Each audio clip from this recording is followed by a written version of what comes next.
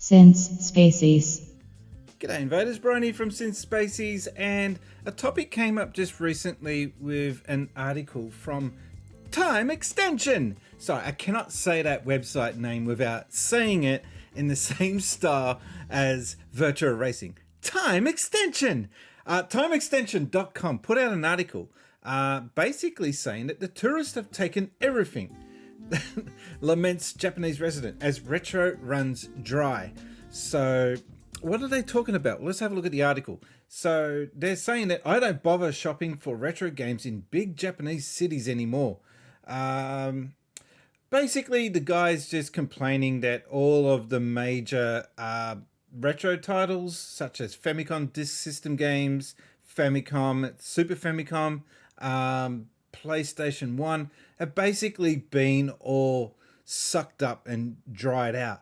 And he doesn't seem, this guy in particular, I love the salaryman outfit he's got on, typical Japanese. But yeah, he doesn't have a problem so much with the individuals that are going there to buy a system or two for themselves and coming away with maybe a bag full of games. He's more complaining about the ones, certain YouTubers, for example, and resellers that go in there and just buy up or an entire row of games.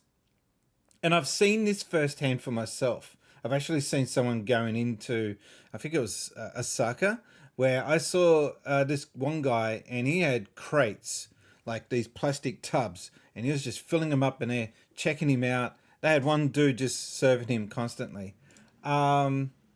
Yeah, not a great look. I mean, whoa, that wasn't having a problem before. I'll try and reload that. I was trying to paint a picture here. There we go. So this is the store that I go to. It's nearby my sister-in-law's place. As you can see, it's no longer there. It's shut down. And they relocated above this grocery store. As a result, a lot of the retro stuff that they had in this store is now sucked dry. They told me that they sell it online mostly. You still see some PlayStation 2 stuff there and a handful of Famicom and Game Boy games, but not on the same level as they used to have at that store. That store used to be like a magic garage sale. And I saw, for example, a TV adapter for a DS, Nintendo DS, and other weird oddities like that. Fast forward to 2024, if you go back there now, you've got slim pickings. And it's not because, in this store's case, it's not because someone has come along and cleaned it up, but because Book Off and many other resellers in Japan have realized that they can make more money if they get this stuff online, which is something that the Japanese complaining about the state of retro games have not really commented on. As you can see here, most of what they're selling now in Book Off is Switch, PlayStation 4. Whereas when I used to go into this place, they would have a whole aisle dedicated to nothing but retro. And as you can see here, I did end up picking myself up one game. So I'm not responsible for cleaning out the retro scene there. I have bought my fair share of systems in the past, but not on the level that they're complaining about.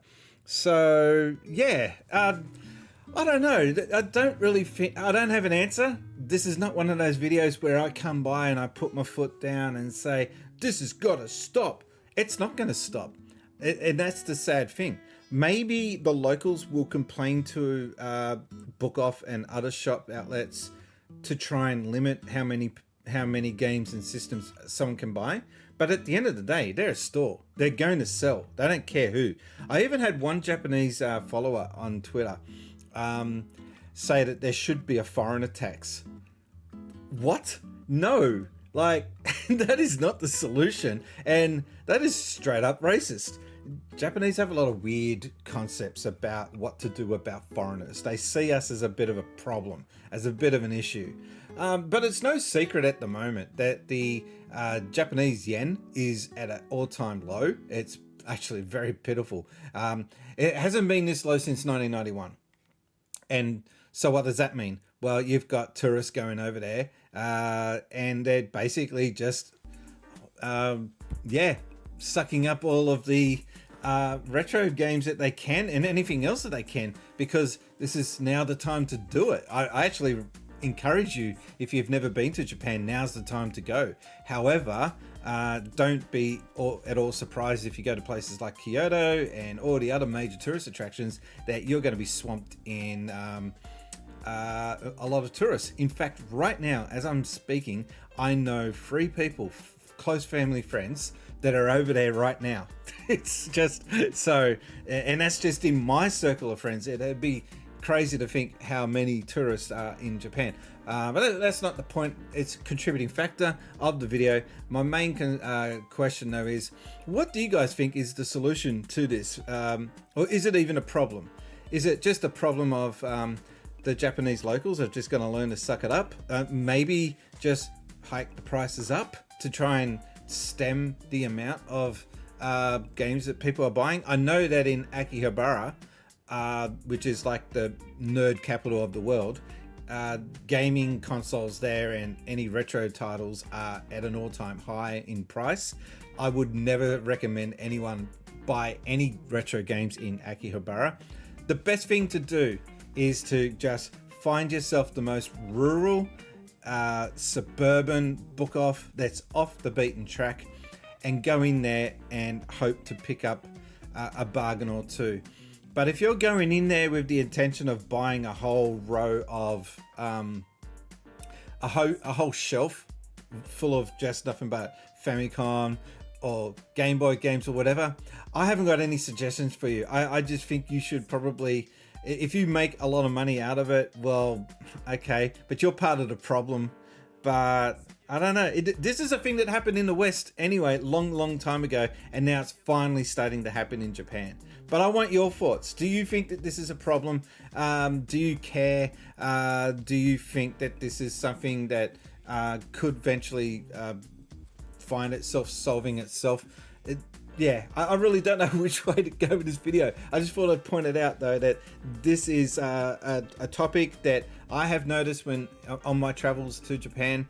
The days, like I picked up in 2017 a GameCube, complete in its box and never used, and I picked it up for like 50 Australian or 70 Australian dollars. It was super cheap. I think those days of finding those kind of bargains are gone, but you can still find those kind of bargains there to a lesser degree. I've seen Dreamcast for sale for $150 complete in box. It's just that you go over there, even if they put the prices up, it's still going to be cheaper than what you're getting those type of items here locally. In Australia, I'm talking about. That's because local Western markets are run and driven by greedy bastards. And let's just be honest.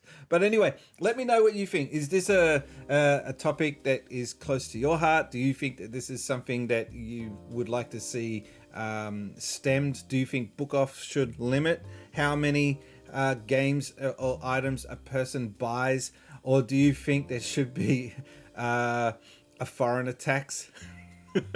That's just not going to happen. But anyway, leave your comments down below. Thank you for following. Make sure you subscribe. I want to get back onto this YouTube bandwagon. My name's been Brian. I've been gaming since Spacies. Have an awesome day. Bye ya. Since Spacies.